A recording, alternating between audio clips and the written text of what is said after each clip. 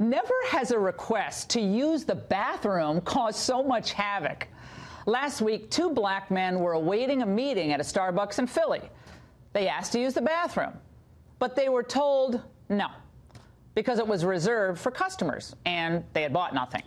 So they returned to their seats, and because they had purchased nothing, they were then asked to leave. Well, they didn't, and the manager called 911. Hi, I have two gentlemen at my cafe that are refusing to make a purchase or leave. I'm at the Starbucks at 18th and Spruce. All right, please, I'll be on as soon as possible.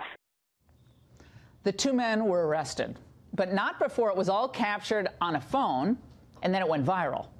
Well, soon a Starbucks boycott campaign raged across social media. Activists rushed to the offending Starbucks shop and others as well, and hashtags such as Starbucks while black started trending big time. And within a day, Starbucks had apologized.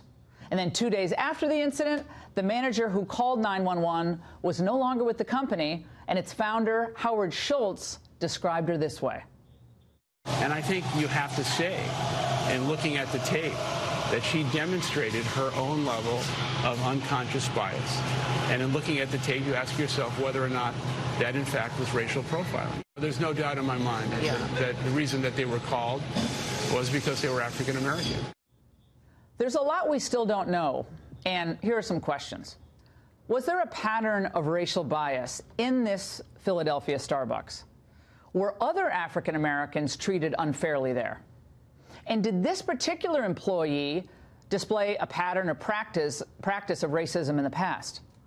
Or was she just enforcing company policy by denying the bathroom to non-customers and trying to stop some loitering? Because that's also not good for business. Well, the call to the cops seems like overkill.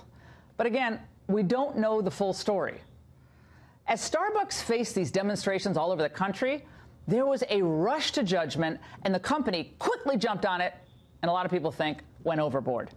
Rather than just apologizing and disciplining an out-of-line employee, Starbucks announces that it was closing 8,000 stores for 1 day in May. And on that day, they will force 170,000 of its employees to undergo racial bias training. According to the Washington Post, the sessions will include training in something you might not know of, but it's called unconscious bias, where apparently you're unaware of your inherent biases, you display no overt racism, but you are biased nonetheless. The training will be guided by, wait for it, former Attorney General Eric Holder, the NAACP, and anti-defamation legal officials. What could possibly go wrong? Holder, of course, has his own history in discussing race. In things racial, we have always been, and we, I believe, continue to be, in too many ways, essentially a nation of cowards. That was how he introduced himself to the Justice Department when he became Attorney General, by the way.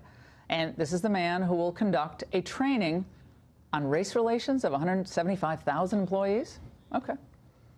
So this is where we are. One employee in Philadelphia calls the cops on a pair of black men, and employees across the nation are kind of assumed to be latent racists. Starbucks is one of the most liberal companies in the world. You think Ben & Jerry's kind of here on the level of left wing? Starbucks is up here. Look, they support Planned Parenthood. They've hired refugees as a protest against President Trump's policies. They forced baristas to address race relations with customers a few years back. Remember they were made to scrawl that hashtag race together on coffee cups? Well, but if the coffee chain thought that it was going to inoculate itself against liberal ire by being left-leaning, they were wrong. Their progressive, supposedly inclusive identity just made them an easy target for protesters. By the way, a comedian, I didn't even know this, I thought it was for real earlier today, but a comedian is going to join us later. He decided to see just how far liberal guilt would go in Starbucks. So he found his way into a Starbucks, and he demanded reparations. I heard y'all was racist, so I came to get my free coffee. I saw that. Yeah, I heard you guys don't like black people, so I wanted to get my Starbucks reparations voucher. Store. What's that? It's not a real thing. It's a real thing. I mean, I'll give it to you. I saw that on my Twitter last night. She gives him the coffee. I think he should have just asked for the entire espresso machine, or at least a venti frappuccino.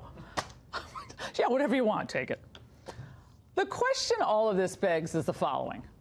How just is it to subject all Starbucks employees to the high-paid indoctrination of the racism industry because of the actions of one employee? And will this actually strengthen race relations, or could it actually deepen division between the races? If we're not careful, and if we don't refuse to get all the facts, and if we don't refuse to be bullied by activists who jump to the worst motives, worst conclusions about people right off the bat, well, we may just end up doing the opposite of what we want to do.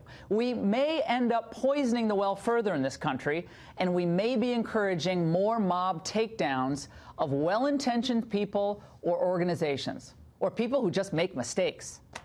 And that's the angle.